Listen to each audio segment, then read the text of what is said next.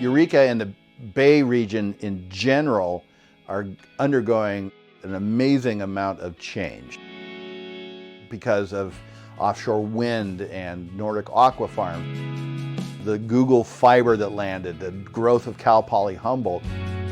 Well, we have a very tight labor force now, and we have a very unaffordable, at least historically in our terms, housing.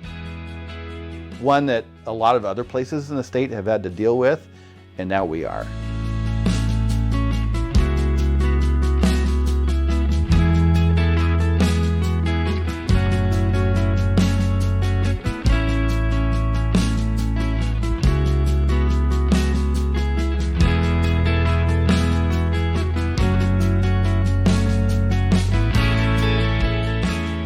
St. Joseph's, provided the intersections funding. They also provided some funding to us at Economic Development to start having a series of meetings and luncheons where we just start talking about it and bringing in all these different perspectives. Our Intersections Initiative Collaborative began being West Side Community Improvement. So when we were looking at the housing element and the zoning code, we were working with community development and with members of the city.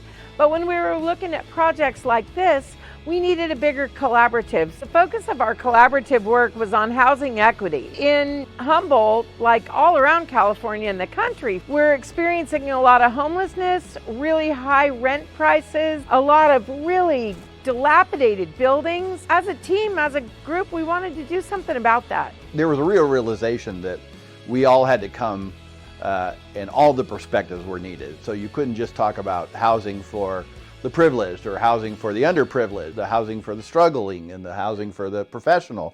You really had to do it all because it's all a continuum, right?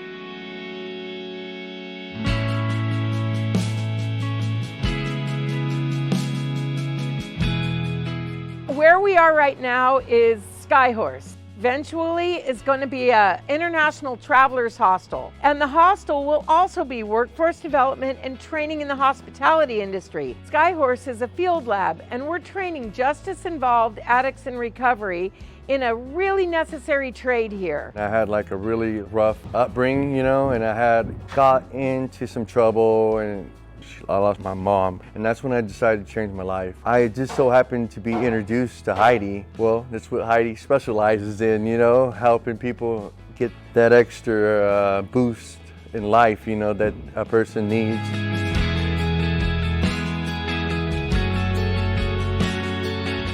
The pandemic had a real effect here in terms of a lot of new people coming in. We were also like the only part of the state that wasn't covered in smoke and still affordable. So we had climate refugees already coming, people moving from the Bay Area and elsewhere who were saying, we're just tired of having to evacuate every few years because of forest fires. Obviously it's creating displacement. And of course, those who are most vulnerable are the ones that get hurt.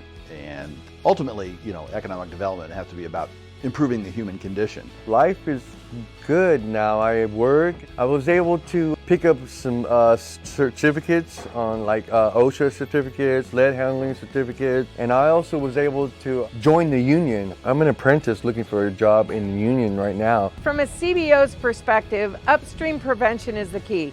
If we can make this world a better place, a more healthy and livable community for our children and for our families, it's going to be a better place for all of us to live.